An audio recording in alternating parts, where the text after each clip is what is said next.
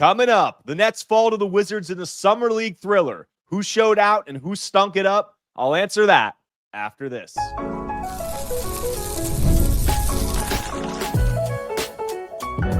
You are Locked On Nets, your daily Brooklyn Nets podcast. Part of the Locked On Podcast Network, your team every day.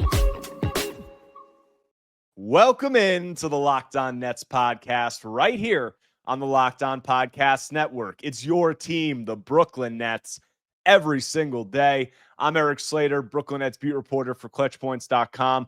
Thank you for making me your first listen of the day. This show is 100% free on all those great platforms. Today's episode is brought to you by FanDuel. Right now, new customers can get $150 in bonus bets when your first $5 bet wins. And on today's show, I'm going to be recapping the Nets' second Summer League game, breaking down the team's top performances with a continued emphasis on the team's 4 active first-round picks.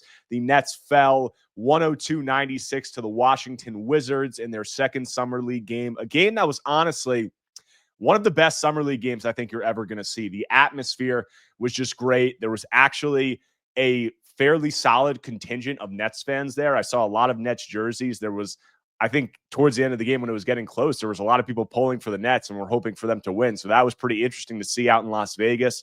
But I guess if you're going to travel to Summer League as a Nets fan, this is the one to do it with, 4 rookie first-round picks playing. It's never happened in the history of the NBA. So that was cool. And then just from what happened on the court, it was a pretty high-level game. Like, there was, stretches, in any Summer League game, there's going to be stretches where there's bad basketball. But for the most part, I thought there was a lot of high-level play offensively and defensively. And I think that it was just a really entertaining game. We saw poster slams. We saw incredible shot making. We saw, incredible assists, all the things along those lines. It was really just a fun game to watch. And I think that was reflected in the atmosphere and the way that the fans got into it there at Thomas and Mack Center. But first, couple guys that I want to focus on. I'm going to continue to focus on the rookies at the top, and Egor Demin and Nolan Traore, first 2 guys I want to touch on. And starting with Demin, the first Summer League game, I think we saw, I talked about it on my last pod, Demin playing a heavier off-ball role. He really wasn't too involved offensively outside of being a three-point shooter.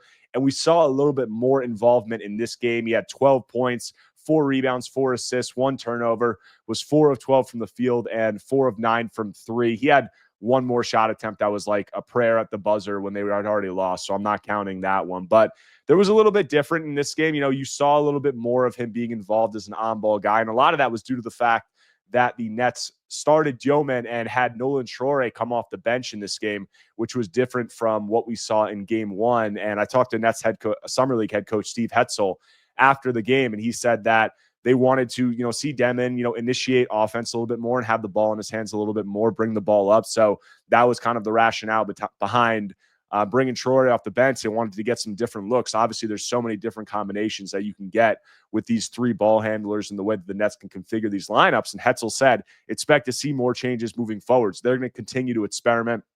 But Demin was on the ball a lot more, and starting with the good, a positive, the major positive from the first game was 3-point shooting. And I think that was, again, the major positive from this game. He was 2 of 5 in the first game. He was 4 of 9 in this game from 3, if you take away that prayer, at the buzzer.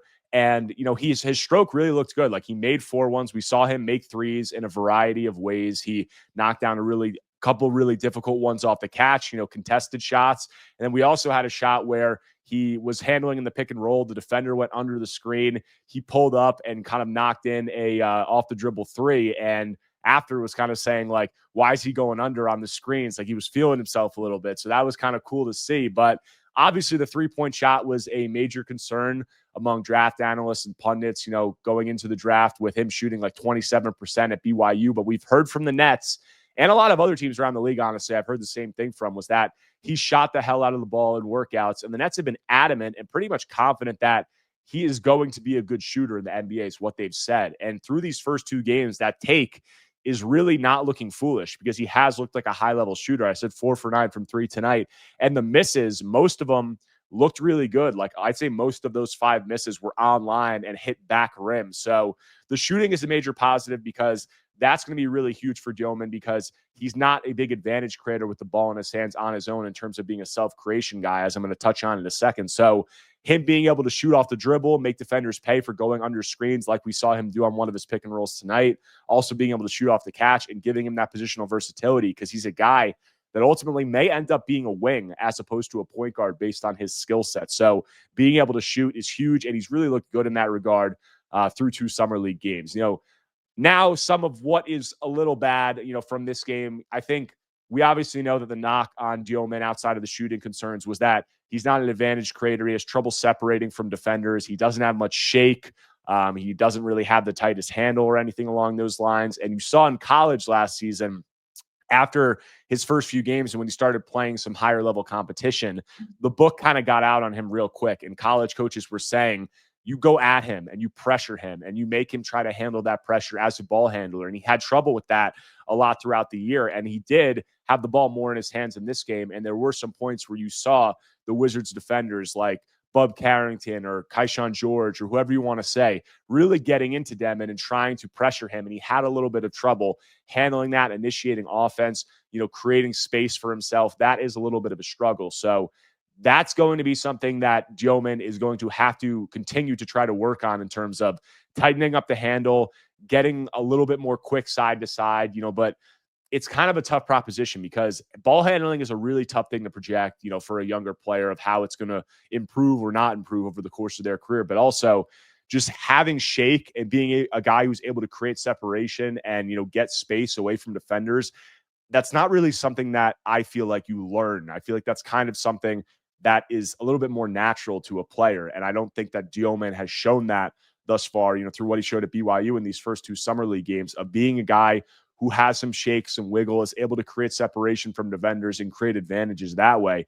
That hasn't really been his game. And that might be a big reason why we're hearing a lot of draft people, or I talked to a lot of draft people who said that he's going to be a wing in the NBA long-term, because if you can't create separation like that and you can't handle that ball pressure as a ball handler, it's going to be really tough for you to be a primary ball handler, obviously. So, and that might be a little weird. I talked about it on my last episode for a guy whose best skill was pick and roll playmaking to be a wing in the NBA long term. But you look at Demin and he's a guy where he's 6'8", 6'10" wingspan. If he can shoot the ball, you can still create advantages for him and take advantage of his playmaking on the wing. There's still plenty of wings who handle in spurts and run pick and roll in the NBA. He could do that. And there's also other actions like, zoom actions and pin downs and things where you get him coming around and you already created the advantage for him. And then he's going downhill and he's able to take advantage of his passing abilities that way. So I thought it was a good game from Demin overall. I thought, while I just said he wasn't able to create advantages and some of those things along those lines, he did get downhill more than he did in the last game. Like, he touched the paint several times in the first game. I don't know if he touched the paint at all. So, that was positive. We saw him, use when he touched the paint and got down low, be able to make some really nice passes. He had one really nice wraparound pass on the baseline to Drew Timme for a 3. He found another one of the Nets big men for a layup. He ran the break in transition. He was orchestrating the break and kind of hit like a little underhand shovel pass to Timme for a layup in transition. So that was nice to see. And then he did try to go to the basket a few times, but the finishing and things along those lines, like his self-creation and being able to create space, is going to be a work in progress. I said 4 of 12 from the field in this one, 4 of 9 from 3. So he was 0 of 3 from 2. He has yet to make a 2-point field goal through 2 games. So he's only got to the free throw line once, which was in garbage time, on a foul of the last 40 seconds of the first game. So that's going to be a work in progress. I think we did see him go to the basket and try to initiate some contact a couple times and try to finish that way, but he wasn't able to finish. And that is something where at BYU, he wasn't really a guy who initiated contact and was going into people's chest, when finishing up through contact at the rim. And obviously that'll come with adding more muscle. And there's going to be a little bit of a mentality that he has to get used to there. So overall, I thought it was a good game for Demin. I think, the shooting is a major positive, and that was a major concern among a lot of people entering the draft, and seeing him kind of justify what the Nets have said and how confident they have been in him being a high-level shooter at the next level. It's only 2 games, but through these 2 games, the confidence is there, and, it looks to be something where he's going to be able to do it at a high level, or at least has the potential to do it at a high level in the NBA. So that was positive. Next guy I want to touch on quickly is Nolan Traore, who was obviously the star of the Nets' first summer league game, and he came out off the bench in this one, and he looked pretty good in this one too. He had 7 points, 6 rebounds, 3 assists, 3 turnovers, 3 of 10 from the field, 0 of 2 from 3.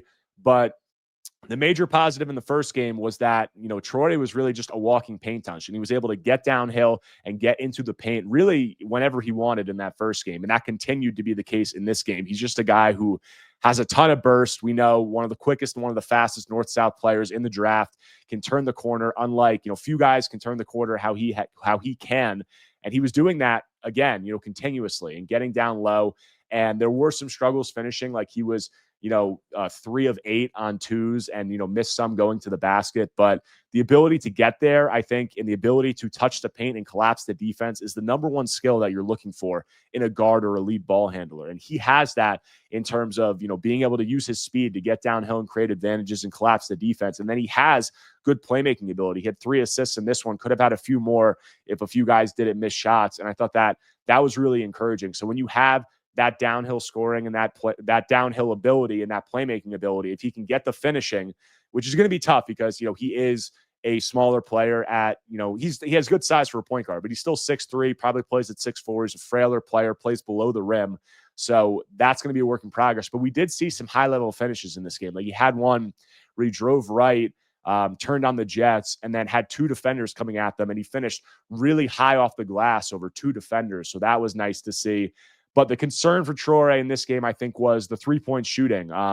Through 2 games, he was 1 of 3 in the first game. He was 0 of 2 in this game, so 1 of 5 overall. And we know, 5 attempts for a lead ball handler through 2 games. I know that's not what the Nets want to see. Jordi Fernandez has been saying about Egor and about a bunch of the other players, I want to see them get 10 threes up. I want to see us take 40-plus threes per night, which the Nets did in this game. But Traore, there were some possessions where I thought he had some room to pull up. He had some, room to take a shot, and he didn't do it, especially in the last couple minutes. There was a couple possessions where the Wizards were working underneath screens, and Traore had some room, and he was hesitant to pull up and just pop it, and he wouldn't do it. And that's something, Egor, Traore, Ben Saraf, all these guys were not, even Danny Wolf, were not high-level 3-point shooters last season. And they're guys that there's questions about. And, with Demin, I think he's looked promising through these 2 games, and the other guys, maybe not so much. And for Traore, if you can get a guy where, you're going downhill, like you have a guy who can touch the paint consistently, he has playmaking to complement that. Maybe he can improve as a finisher. And then you also add the 3-point shot to it. That is where the real upside comes into play. So something where I'd like to see him do, have a little bit more willingness to shoot from 3. And I think that he will in the coming games because the Nets coaching staff is just probably going to harp on it a lot with him. But overall, I think, while he struggled from the field, I think another positive game from Traore in terms of him having that skill of just being able to get downhill and create advantages at a really consistent rate, which is really what you want to see from a lead ball handler. So positive in that regard. But we had another lead ball handler in Ben Saraf, also Danny Wolf getting a lot of touches. How did those guys play? I'll touch on that after a quick break. But before that, want to tell you about our friends over at Hungry Root. Let's be honest, meal planning and grocery shopping can be overwhelming. Between busy schedules, picky eaters, and trying to eat healthy, it's a lot. That's why I love Hungry Root. They take the stress out of planning by filling your cart for you with personalized groceries and meal options based on what you like and need. Hungry Root uses their smart cart technology to recommend groceries, recipes, and even supplements tailored to your preferences. Whether you're dairy-free, gluten-free, focused on gut health, or just trying to eat better, Hungry Root's got you covered. Guys, I took their quick quiz, and right away, Hungry Root recommended meals and snacks that I actually want. The schedule can get busy. What I love most is that I don't waste time at grocery stores or stress over what's for dinner. Hungry Root has already figured that out for me. Guys, take advantage of this exclusive offer. For a limited time, get 40% off your first box, plus a free item in every box for life. Go to hungryroot.com/LockedOnNBA and use code LockedOnNBA. That's hungryroot.com/LockedOnNBA, code LockedOnNBA to get 40% off your first box and a free item of your choice for life. Coming out of the break on today's Locked On Nets episode, talking about Brooklyn's second summer league game with a focus on the performances from their 4 rookie first-round picks. Touched on Egor Demin and Nolan Traore at the top. And the next 2 we got are Ben Saraf and Danny Wolf. And starting with Saraf, I thought that, while Saraf struggled from an efficiency standpoint in the Nets' first game, I thought there was a lot of encouraging things that he brought to the table and put on full display. And I think that was, again, the case in this one. He finished with 7 points, 6 assists, 4 turnovers, 2 of 5 from the field, 0 of 2 from 3, 3 of 7 from the free throw line. And I thought that the main thing that Saraf brought to the table in the first game was just his advantage creation. And like Traore, his ability to get downhill, but in a little bit of a different way than Traore. Traore's more of a speed guy. Saraf just really has been a guy who's been able to create separation from defenders. And you look at it in the first half of this Wizards game, these Wizards defenders really just couldn't stay in front of him. And I thought that was really encouraging to see, especially given this is a Wizards team that's featuring several guys who played 50-plus NBA games last year, and other guys, and Trey Johnson. Trey Johnson's going to be a high-level player. You have Bub Carrington, Keyshawn George. You have all these guys that are going to be guys who are playing for them, and they really could not stay in front of Ben Saraf for a large part of the beginning of this game, and even in the second half as well.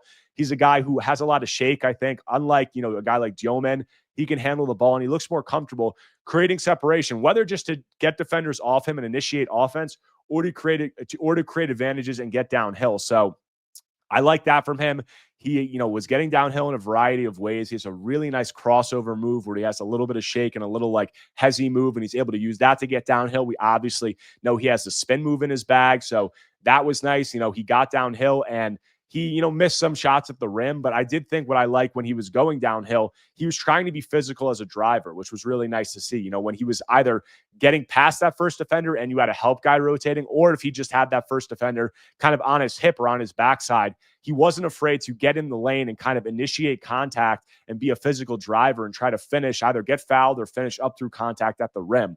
So that was nice to see from Saraf. And he's a guy that, I think there was a lot of different things that you could take from this game where you say that that's like a translatable NBA skill. And that's something that you can definitely work with if you're the Nets. And you hope that some of the other areas of his game can round out and become better, which I'm going to touch on in a second. But the ability to be an advantage creator and a self creator and get downhill consistently and touch the paint consistently. Also, when you have nice playmaking ability like he does, and Traore and Demin, if Demin can start getting downhill, they all have it. So that's really positive. We saw another move in this game where Saraf was kind of driving left. He got the defender going left a little bit. He crossed over to his right and stepped back a little bit and drained a mid-range jumper. So that was nice to see him getting some work from the mid-range and creating separation in that area. So just good stuff from Saraf in that regard. I think, like some of the other guys like Traore, the three-point shooting is a little bit of a concern here because he was 0 of 2 from 3 today. The misses that he had really didn't look good. I don't think he made a three-pointer in the first game. So no threes through the first 2 games, and then he was 3 of 7 from the free throw line. So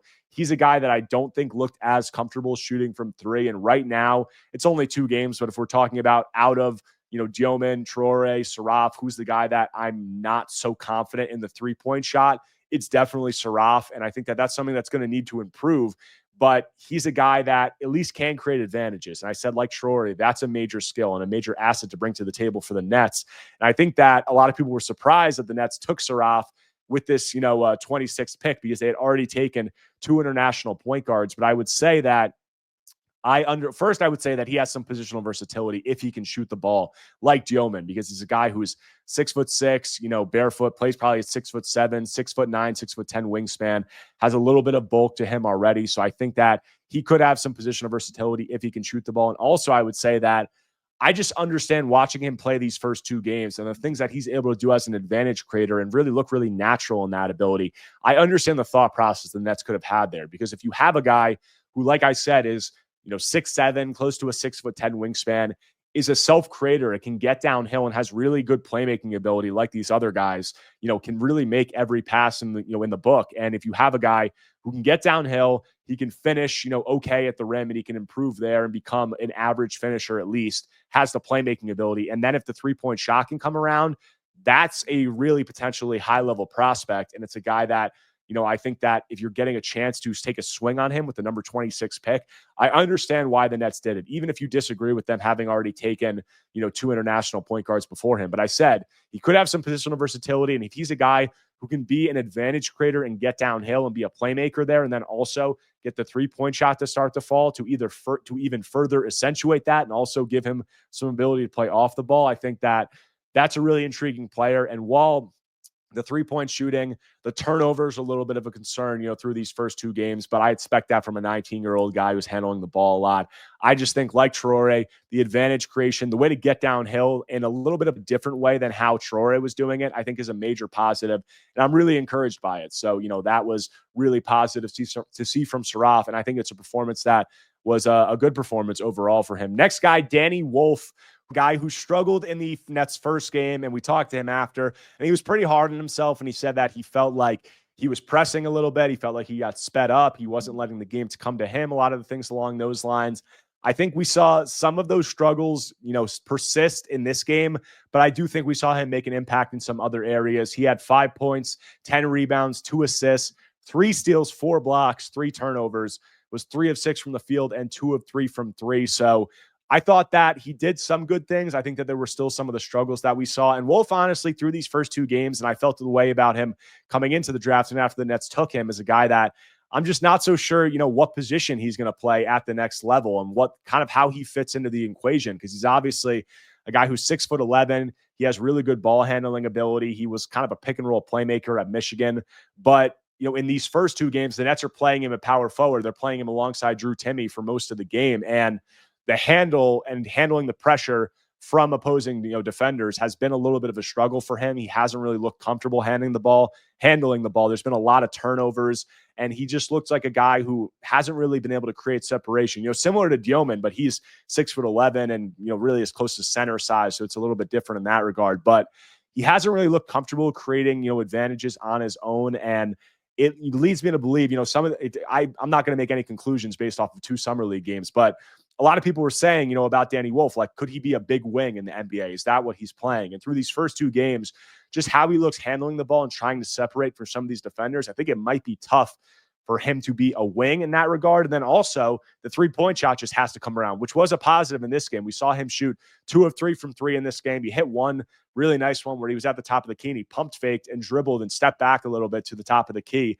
and drained a 3 off the pull, a pull-up 3 off the dribble. So that was nice to see. We saw him hit another one off the catch.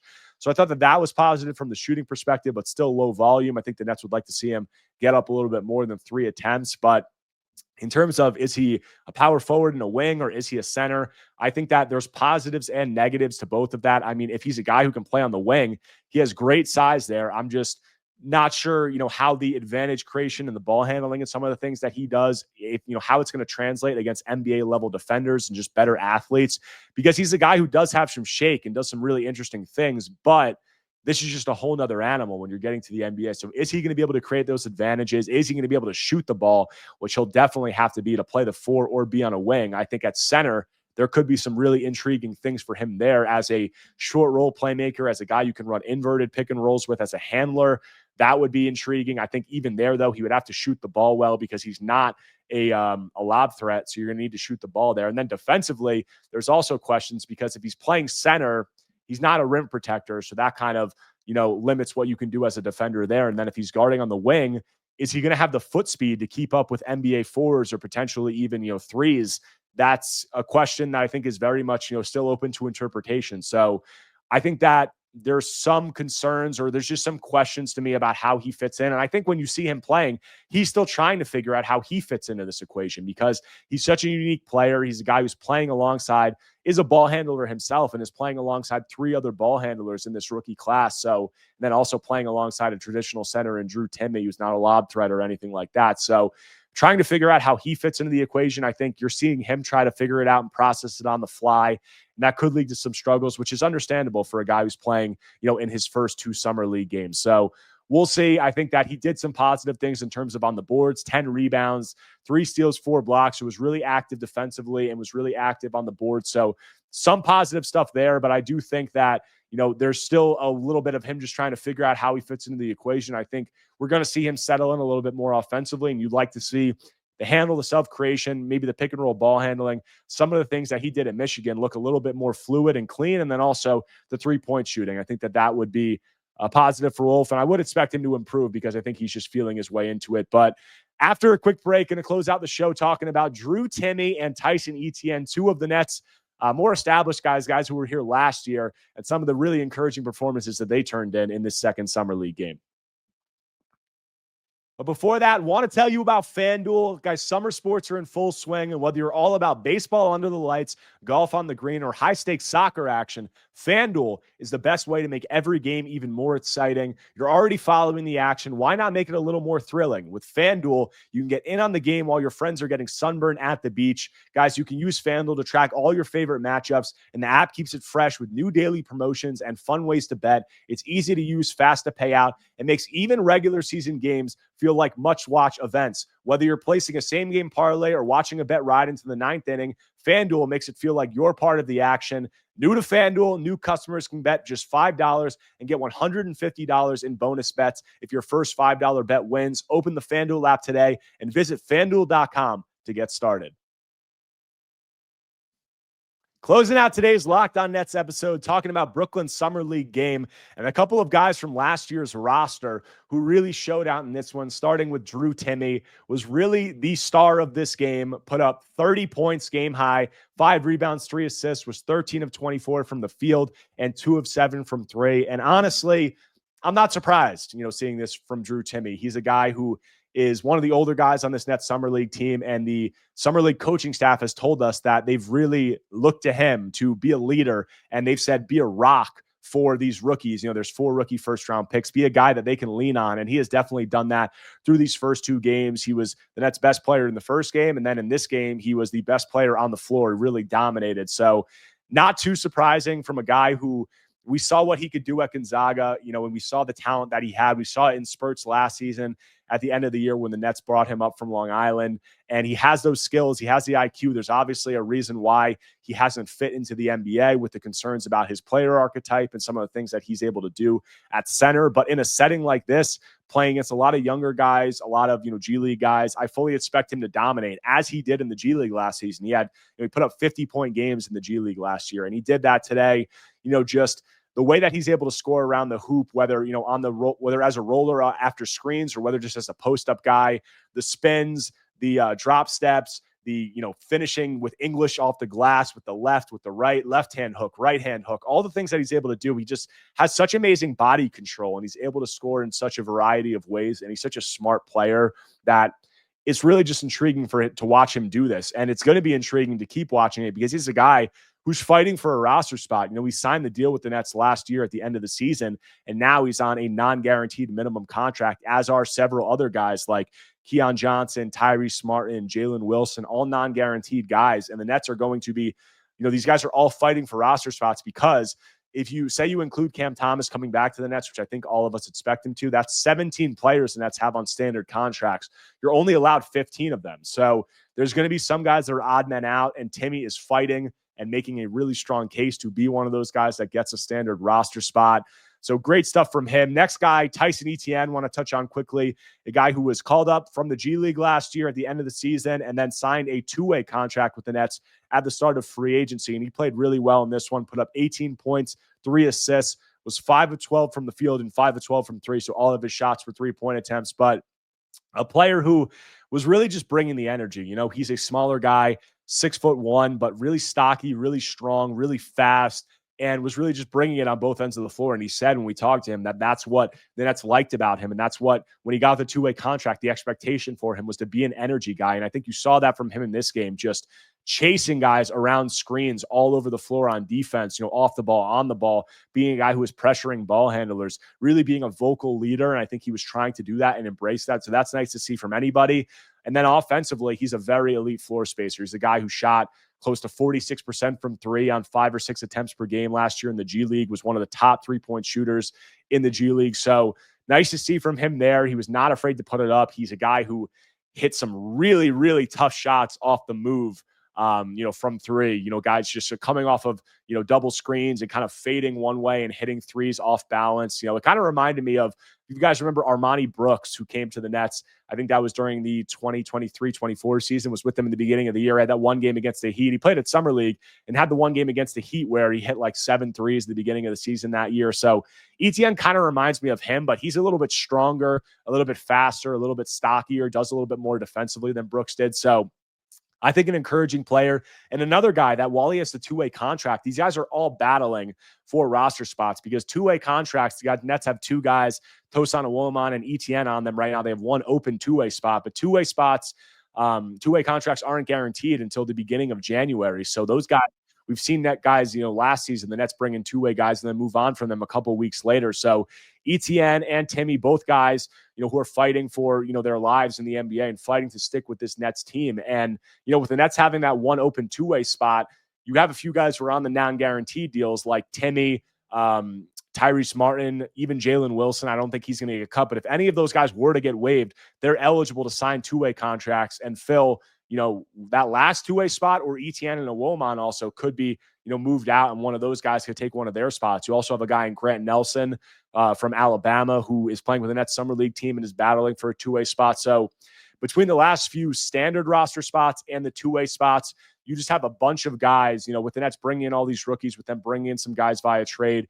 You have all these guys with, Timmy, Keon Johnson, Tyrese Martin, Jalen Wilson, Tyson Etienne, Grant Nelson, Tosan Awolomon. There's just limited amount of spots with those last few standard roster spots and then those two-way spots. There's going to be a lot of battle for those. And I think we're going to see that throughout Summer League and into training camp. And I think that Timmy and Etienne through these first two games are doing a really nice job of making a case for why they should stick around. So that was nice to see. And it was just a great night at Thomas and Mack. Really fun Summer League game. As I said, one of the best Summer League games that I've ever watched in person, probably with the Nets, the best one.